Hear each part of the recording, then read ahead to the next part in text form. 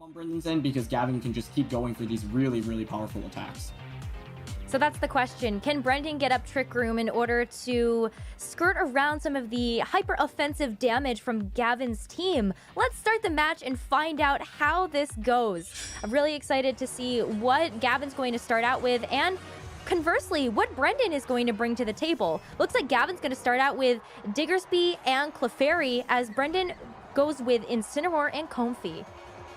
Yeah, so the Comfey coming out, ability to set up Trick Room right now. So Brendan can go for something like a fake out onto the Clefairy. However, Clefairy in this position often isn't really going to even do very much. The fake out doesn't accomplish really anything other than preventing an attack, but normally Clefairy isn't really going for any damaging attacks. And if Gavin has Helping Hand on the Clefairy, you could go for something just like a Helping Hand Max Strike onto the Comfey, just to pick up the knockout onto it immediately, because I think, as we were talking about going into this matchup, you can get Trick Room up in this game. That's really great, but how easy is it to actually get Trick Room up? Looks like Brendan actually decides he doesn't even want the Trick Room, wants to shut down the Clefairy completely with the taunt, so definitely another viable option. But I think Gavin right now really putting on a lot of pressure with this lead. Even with that Intimidate, Diggersby still does so much damage once Dynamaxed.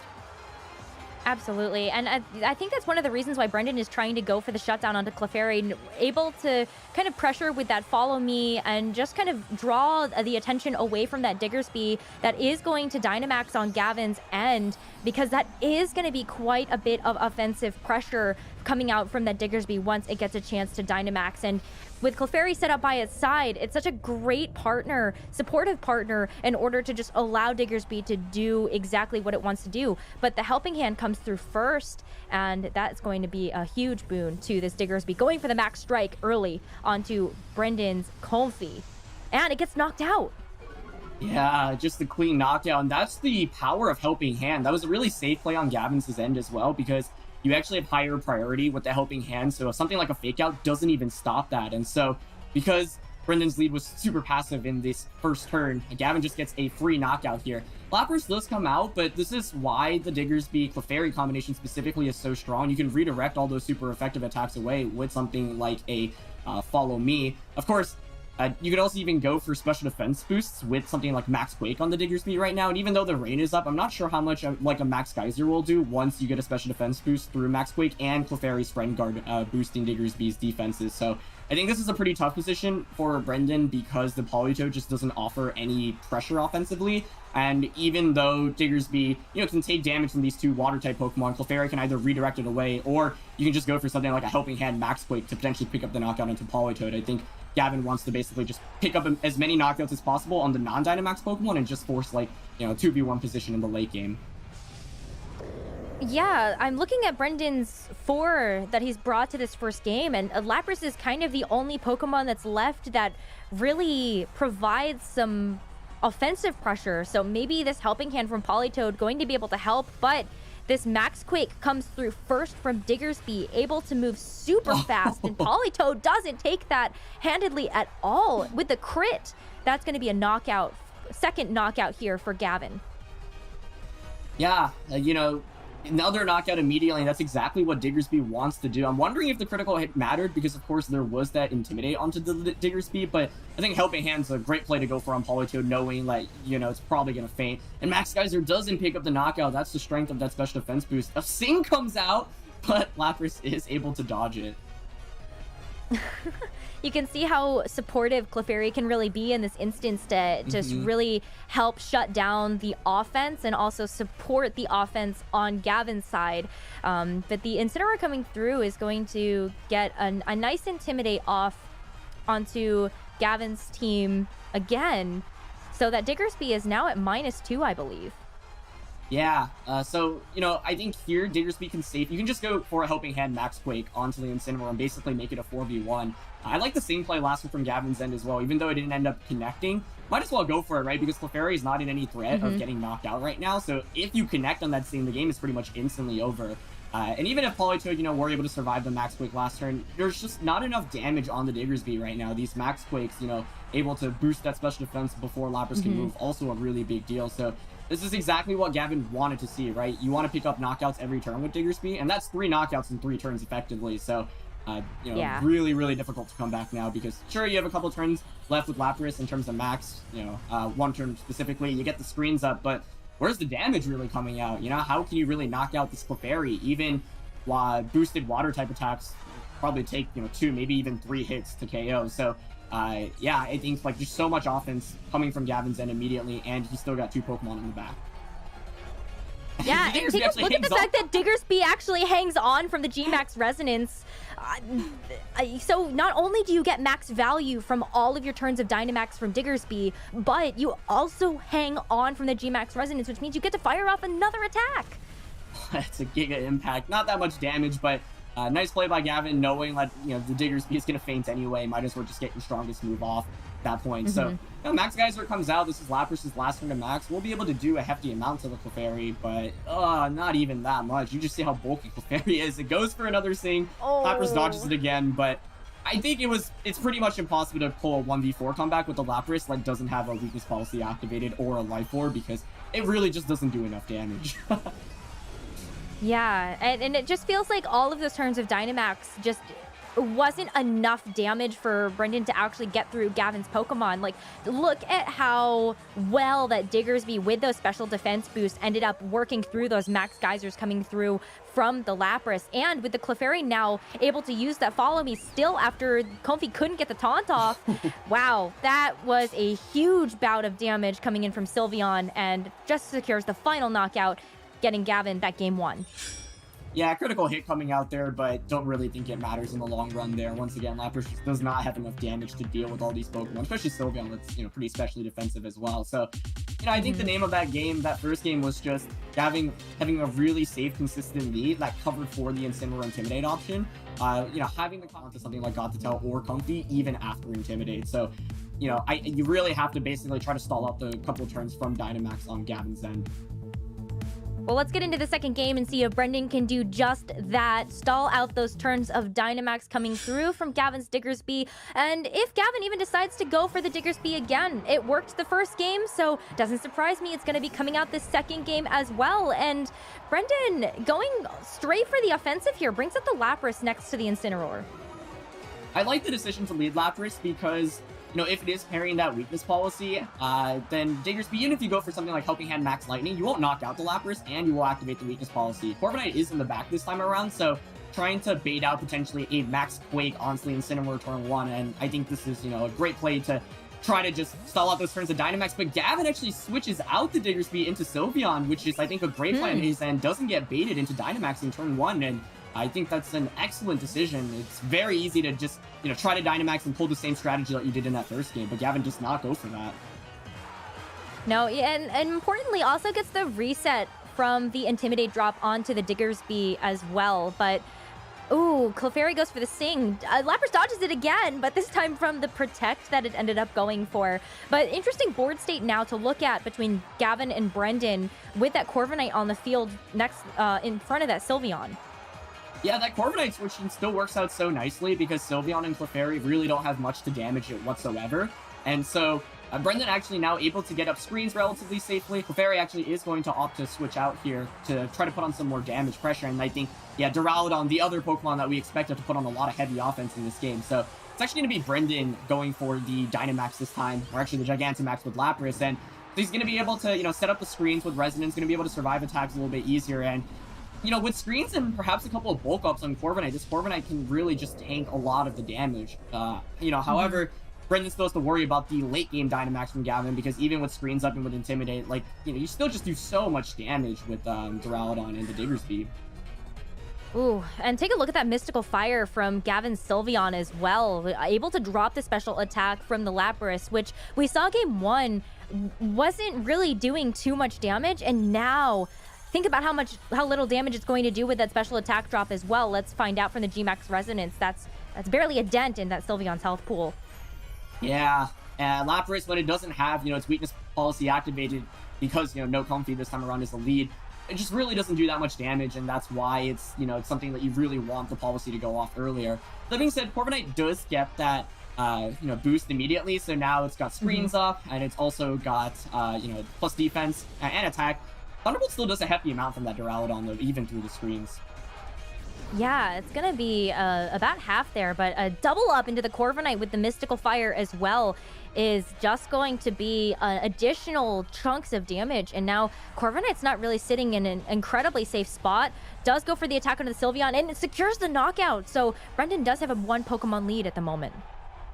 Yeah, gets a lead there, but I think Corviknight taking so much damage still makes this pretty tricky for him. Despite screens being up, yeah, I mean, these special attacks just do a lot of damage, and Duraludon takes that resonance really, really nicely. So Sylveon having Mystical Fire here is a big deal, able to not only do super effective damage on a Diggersby, but also lower the special attack onto that Lapras. So I think a nice play from Gavin earlier, and, you know, I think Brendan is maneuvering his way around this matchup. It's still just tricky because he's not going to get very much out of his 3 turns of max in terms of damage output. So, you know, the Incineroar switching that he's opting for here, we'll be able to get the Intimidate onto Diggersby. Now it's basically how do you weather the storm of Dynamax, given that you've already revealed the Corviknight, and the Corviknight's taking a lot of damage. Going to start with this Incineroar switch out, but some key predictions from Gavin's end could really just, you know, secure the knockout here onto Incineroar. I think you're going to play probably pretty safe this turn because there's no need to push the tempo that hard on this very first turn of Dynamax, should you go for it on Gavin's end.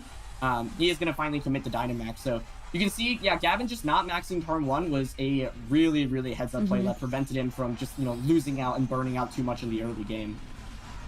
Absolutely. It allows you to have that resource for later in the game when Brendan's already burned 2 turns of that Gigantamax. So Gavin has this for the long game. And Diggersby getting that Dynamax factor is going to be able to go for a Max Quake here. So into the Lapras, surprisingly, but does get a good chunk of damage. But most importantly is going to be able to get that special defense boost. Yeah, special defense boost, we saw just how important they were in that last game, especially because so much of the damage is coming out from, you know, the Lapras right now. So Gavin just going for a really, really safe play there. You know, you get a guaranteed special defense boost onto the Diggersby. Thunderbolt's always going to cover the Corviknight, and since Brendan's team has no spin... Look how much that Max Geyser does, or I should say how little that Max Geyser does. Yeah, the special defense boost and the special attack drop that just does so little damage. Yeah, I mean, I don't... Like, Diggersby is not known to be a really bulky Pokemon, right? But the combination of Lapras just being not super offensive, especially because it's that weakness policy variant, meaning that it's probably opting more for the defenses, means that, yeah, with, like, Mystical Fire and Friend Guard and these special defense boosts, Diggersby is able to really take these attacks quite nicely. So, I think now...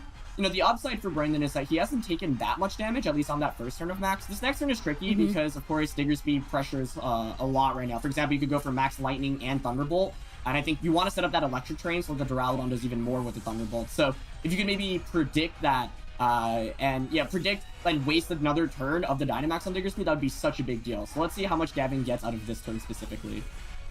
Yeah, very safe play coming in from Brendan, switching in the Corviknight, but goes for the Max Lightning into the Lapras through the Protect. It does just a little bit of damage and does set up the Electric Terrain, which is specifically important for the Duraludon that has been going for these Thunderbolts. But, well, Brendan's Lapras wasn't doing much before. Might be able to do a little bit more with that weakness policy boost that it just got a chance to get. But the Thunderbolt goes right into the Protect. So really great turn from Brendan here. Yeah, I mean, I think that's exactly what you need to try to have a chance of winning this one. However, this next turn is still pretty scary. Electric Terrain is up now, so you can just go for something like Max Lightning onto the Lapras and something like a Thunderbolt onto the Corviknight. It's a relatively safe play. You could maybe go for boosts as well with Max Quake or, you know, speed drops with Max Strike, but I think Max Lightning here right now just puts on so much offensive pressure. So I think the Incineroar switch outlet Brendan's trying to go for here makes a lot of sense. Get another Intimidate on that Diggersby. Wait for that Dynamax to end, because Lapras is the win condition at this point, right? You're not doing any damage really with Incineroar or Comfy. And while Corviknight does a lot of damage in this matchup, it's just already taken so much damage itself, so you shouldn't expect to get more than like one attack off unless you're able to get a boost off here. So yeah, looks like it is going to be Max Lightning coming out here. Yeah, Max Lightning does a decent chunk of damage to the Incineroar, but we'll see what this Duraludon decides to do. Goes for the Thunderbolt, doubling into the Lapras slot, so Incineroar able to survive this, and Corviknight going for a good Brave Bird, and it's able to hang on. Aurora Veil does go away, though, for Brendan's side of the field.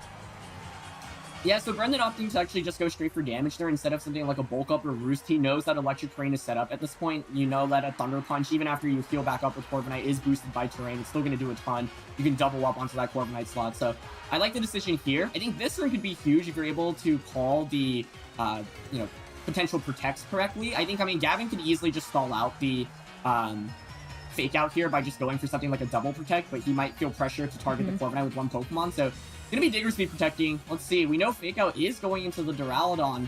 So, you know, Brendan didn't go for the double up onto the Duraludon here, which means that it's kind of a relatively neutral turn as it's Iron Bed, yeah, into the Diggersby. Yeah, so, you know, what does Brendan have to do to set up for the win condition at the end of the line? That Lapras, you still have Comfey sitting at a pretty hefty health pool as well. Yeah, and I'm really glad you pointed out the Comfey because I think, yeah, the way you try to win this is basically a Trick Room, right? You sacrifice the Corviknight here, bring Incineroar back in, then you get another Fake Out, another Intimidate onto the Diggersby, and go for something like Fake Out Trick Room, and then maybe Comfey can actually heal up the partner Pokemons as well. So, yeah, Gavin going for just a really safe play this turn. I think last time I was kind of surprised not to see something like a double protect. Brendan had the opportunity to potentially capitalize if he predicted like the protect on Diggersby while Duraludon was protecting. He could go for something like you know, Fake Out onto Duraludon, and you know, a bunch of options there on the Corviknight. But now at least Brendan's gotten in what he's trying to go for in this late game, which is Trick Room, right? I think Trick Room is pretty much your only way of even trying to win at this point. Comfey could provide pretty good support, so you know, Comfey here should be able to survive an attack from the Diggersby after all those intimidates. So yeah, Fake Out Trick Room here, pretty safe. If you're worried, I guess, about like Giga Impact still picking up the knockout, you could go for the Fake Out onto the Diggersby instead. It looks like that's actually what Brendan's opting to go for. So, you know, you have to obviously be very careful of a Flash Cannon coming in. But if you have something like a Babiri Berry that allows you to survive that Flash Cannon, then you will be able to get Trick Room up. So, yeah, let's see. Well, Gavin goes for the switch, so Diggersby able to survive to see another day, and here is the Duraludon making its move into the Comfey, and oh, the berry, it just barely hangs on. Critical hit comes through, but Comfey with that Berry is able to hang on and get this Trick Room off. Yeah, so, you know, this is what Brendan was going for, a relatively safe Trick Room setup. Does end up taking more damage on the Comfey. It's able to survive even through the critical hit, which I think is a testament to how bulky this Pokemon is. So, I think what's tricky now is how do you really do enough damage to close out this game? Mainly, the big question is how do you do enough damage to the Clefairy, actually? Because Lapras doesn't do that much to it. We know the Comfey has the taunt, so it's able to shut down the Clefairy. Here's a Zheng coming up, but it misses! It's missed every single thing that it has gone for in this series. And Duraludon hangs on from that Flare Blitz coming in from Brendan's Incineroar. So, this time though, even though Clefairy did go for this thing, it is going to fall for the taunt. But Flash Cannon here from Duraludon is going to be just enough to be able to knock this Comfey out and give Brendan that free switch in to the Lapras. I think the Zheng Clefairy here is really what makes this so difficult. And I think Gavin has played really smartly with it, right? Switching it in safely. As you see, it outspeeds, you know, Brendan's team because it is a pretty slow Pokemon. So Gavin's basically saying, okay, even if you get Trick Room up, which I know your team is typically focused around, I can still kind of disrupt you with Zheng. And even though Gavin actually hasn't connected with a single Zheng in this game, like, you imagine if you just hit a single one of those, like, you pretty much instantly win. And because Clefairy not having any attacking moves, pretty much forced to switch out here. So the big question is, can you maybe get some critical hits to actually pick up a knockout? Gavin actually opting to play this really safely as well, saying, okay, you can maybe knock out the Diggersby, I will sacrifice that, but now how do you do enough damage with Clefairy? Because Duraludon, even just with a little bit of HP, is able to do so much damage with Thunderbolts. Now you can just bring in Clefairy and go for a relatively safe, say, Follow Me, Thunderbolt, or, you know, I think Thunderbolt is, you know, the safest option in terms of super effective damage onto Lapras. Maybe you just want to pick up the knockout on Incineroar, but Gavin bringing this Clefairy has been so huge. I think he's played really smartly with it. He's been able to whittle away at the damage with it. But I think both players really, you know, kind of playing to their outs right now. Brendan realizes, I just need to get as much damage off as possible. The double up onto Duraludon makes a lot of sense, forcing the Clefairy to follow me, punishing Gavin if he opts not to go for follow me there. But Gavin, of course, just opting for the safest play here. Absolutely. That Follow Me going to direct away all of this offensive pressure away from Duraludon. So this Freeze Dry, this Flare Blitz, Clefairy takes those like a champ. And Incineroar, even with that recoil damage, barely able to hang on. But with this Thunderbolt, that is going to do the last bit as well to this Incineroar. And it's just Lapras left. This is the 2v1 scenario that we talked about in the first game, which is coming to fruition here. Yeah, I think, Brendan maybe needed a critical hit there that last turn, or perhaps potentially a freeze onto the Clefairy to have a shot. But this Duraludon just having a little bit of HP, it's so close to getting knocked out. But the reality is when you have Clefairy out supporting it and no redirection, or sorry, no spread moves, it's just impossible to hit it, right? So this Clefairy has just been so good for Gavin, despite missing all of its Stings. It still just provided so much support throughout the course of this set. Yeah, with Duraludon able to fire off that final Thunderbolt. Oh, not even the final Thunderbolt. Lapras able to hang on through that, but Clefairy still needs one more freeze dry in order to get knocked out, which should buy enough time for Gavin to get the knockout onto this Lapras. Yeah, so now with Trick Room ending as well, Thunderbolt's going to come out, it's going to pick up the knockout, and we are going to see Gavin Michaels defeat Brendan Zheng in a 2-0 victory. This last game, though, definitely a lot closer than the first one. I think Brendan made the right adjustments that he needed to go for, but you can also see why Gavin is such an excellent player. He kind of read into the Corviknight on that first turn.